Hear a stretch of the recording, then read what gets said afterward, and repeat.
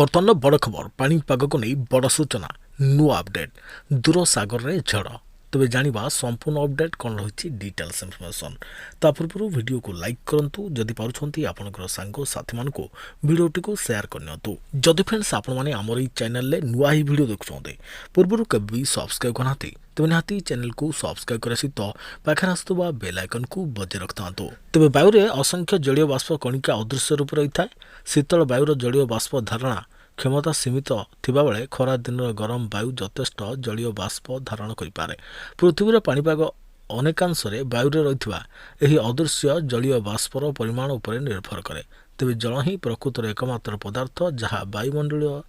धारणर तापमात्रा तारतम्य पदार्थर समस्त तीनोटी रूप यथा कठिन तरल और गैसीय अवस्था रही पारे मात्र सबुठारु गुरुत्वपूर्ण कथा हो जलर अवस्था परिवर्तन समय विपुल तापर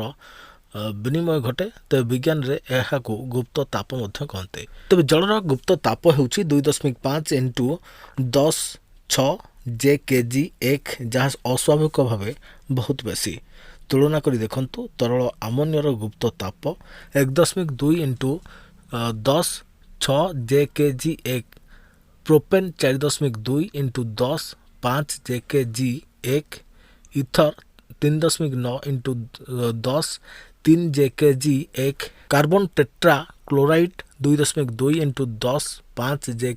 एक एणु जल स्वतः बाष्प हेले प्रचुर ताप ग्रहण करुथिले बेले जलीय बाष्प अवस्थार घनीभूत होई जल टोपारे परिणत हेले विपुल ताप निर्गत करे एही ताप ही सामुद्रिक झड़ को सक्रिय और शक्तिशाली करिथाय समुद्र बक्षरे षष्ठ खंडियाभूत चतुर्पार्श्वर उष्म आर्द्र पवन पहुँची अचानक प्रसारित हुए एवं भौरी उपरिस्थ शीतल बादल खंड को उठी आहरी प्रसारित हुए यह अचानक प्रसारण द्वारा वायु रही जलीय बाष्प शीतल और घनीभूत हो जल टोपारे परिणत हुए यही प्रक्रिया चतुर्पार्श्व को विपुल ताप निर्गत करे यही तापर समुद्र पृष्ठरू अधिकरू अधिक जल बाष्प हो उष्म आर्द्र पवन आकार खंडियाभूत केन्द्र आड़ को छुटी आसे यही उष्म आर्द्र पवन ही झड़र इंधन अटे यही पवन पूर्व परी भौरी घूरी घूरी ऊपर को उठे